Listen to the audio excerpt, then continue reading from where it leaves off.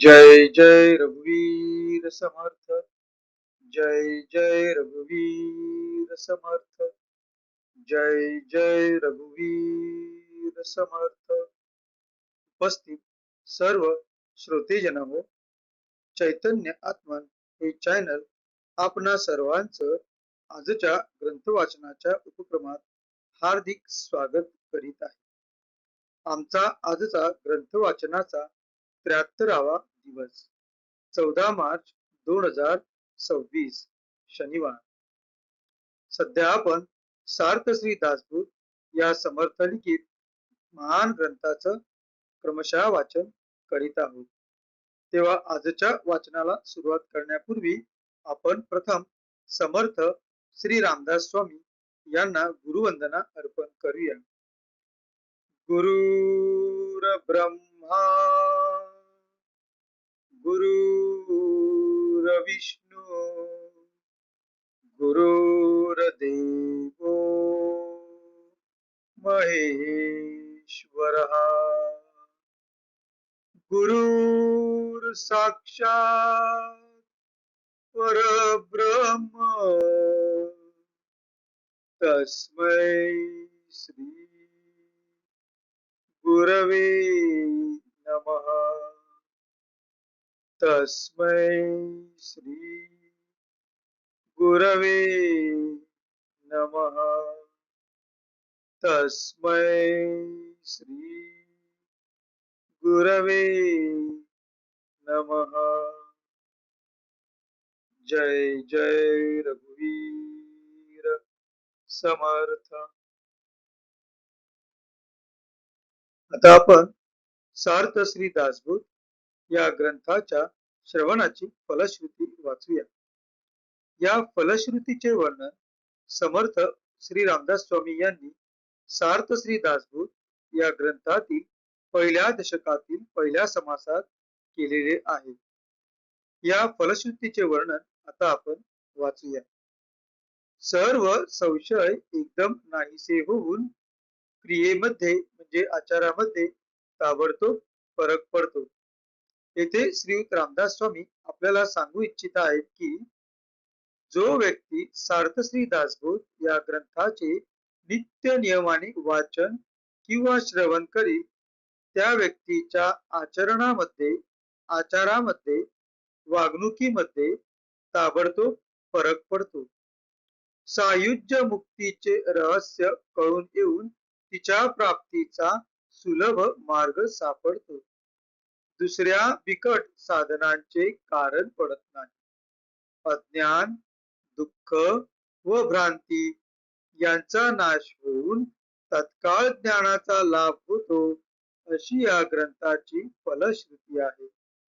योग्यांचे परमभाग्य असे वैराग्य अंगामध्ये बांधते। विवेक व चातुर्य यथायोग्य प्राप्त होते। जे कोणी संशयग्रस्त अवगुणी व अवलक्षणी असतील ते सुलक्षणी धूर्त तत्ववेत्ते चतुर व समयज्ञ असे होतील। आळशी असतील ते उद्योगी होतील। पाप्यांना पश्चाताप होऊन ते शुद्ध होतील आणि भक्ती मार्गाचे निंदक असतील तेही भक्ती मार्गाला वंदन करू लागतील। बद्धांचेच मुमुक्षु होतील व मूर्ख अति दक्ष होतील। अभक्तांना भक्ती मार्गाच्या योगाने मोक्ष मिळेल।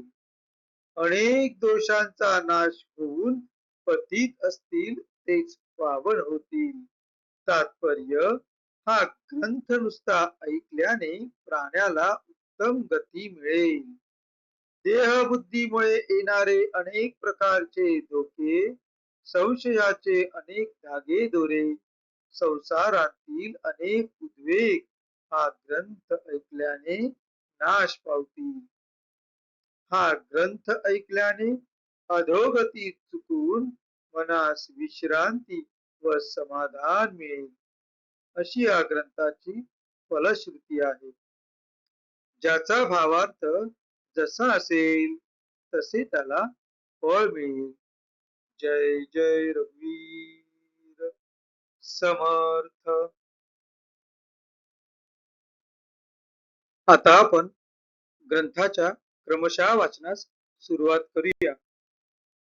आजपासून आपण तिसऱ्या दशकातील 5वा समास, ज्याचे नाव आहे सगुण परीक्षा, या समासाचे वाचन करण्यास सुरुवात करीत आहोत. आपणासमोर जे पृष्ठ दिसत आहे त्या पृष्ठातील श्रीराम या शब्दाने आपण 5व्या समासाच्या वाचनास सुरुवात करीत आहोत.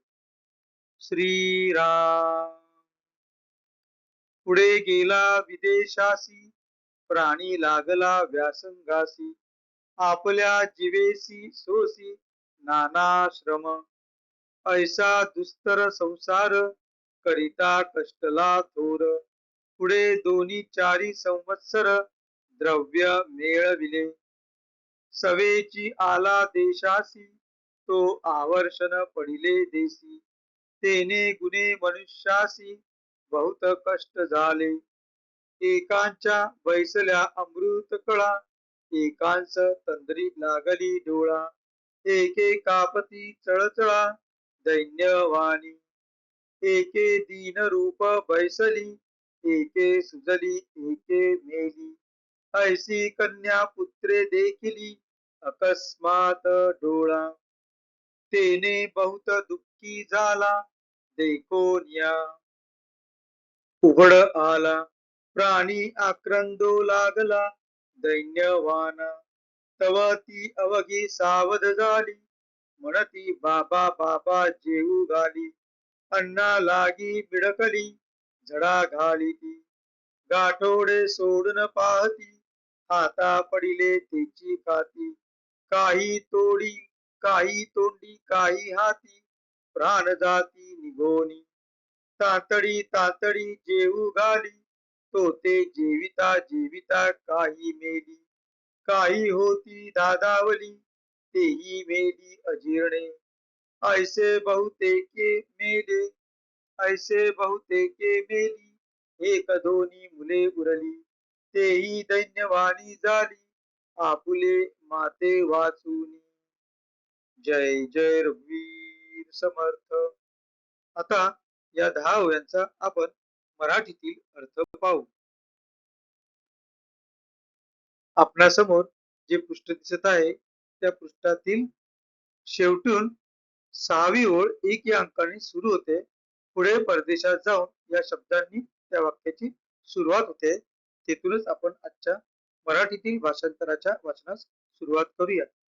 पुढे परदेशात जाऊन आपल्या उद्योगधंद्याला लागला, अनेक प्रकारचे कष्ट स्वतःच्या जीवाला सोसू लागला. असा हा दुस्तर संसार करता करता त्याला फार कष्ट झाले. 2-4 वर्षे परदेशात काढून पैसा मिळविला.